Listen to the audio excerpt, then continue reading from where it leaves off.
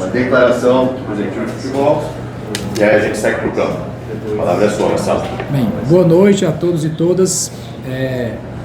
Tem um tema que está palpitante aí no momento, né, a questão do André. Eu acho que por respeito ao torcedor, a vocês da imprensa, a gente tem o dever de informar, tem uma fala oficial do clube sobre essa situação. Então eu vou buscar ser claro, didático, o mais transparente possível, para que não fiquem dúvidas sobre qual é o posicionamento do Corinthians quanto à questão do André. Existe uma venda? Não. O André não está vendido. Existe uma proposta? Sim. Existe uma proposta. De quem é a proposta? Do Milan. Esta é a proposta do Milan. Houve proposta da Juventus? Não, não houve proposta da Juventus. A proposta é do Milan. Qual é o valor de mercado do André? Se você for no Transfer Market, não tem valor de mercado. É um jogador tão jovem que não tem valor de mercado ainda. Então o valor de mercado é o que o mercado opta por pagar, é o que o mercado opta por oferecer. Nessa negociação, ele está avaliado em torno de 24 milhões e pouquinho de euros, 24 milhões e pouco de euros, e o Corinthians tem 70% do André. Então o Corinthians, se fizer a venda, seria num valor de 17 milhões de euros, porque ele tem 70%. Como seriam esses 17 milhões de euros? 15 milhões de largada, né, dentro do fluxo de pagamento, mas de largada, e mais 2 milhões em metas.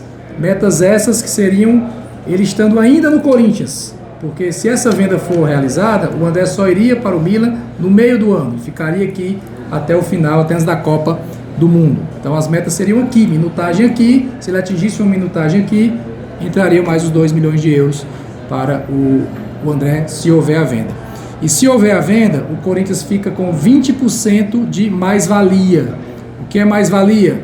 Numa futura venda, você pega o valor da futura venda, diminui o que foi pago nessa venda e 20% seria do Corinthians. O Corinthians tem até um caso recente histórico, né, que o Murilo foi um 10% que ficou, né, de mais-valia. O André, se houver a venda, seria 20% de mais-valia. Então, essa é a situação real, não houve venda ainda, houve sim uma proposta.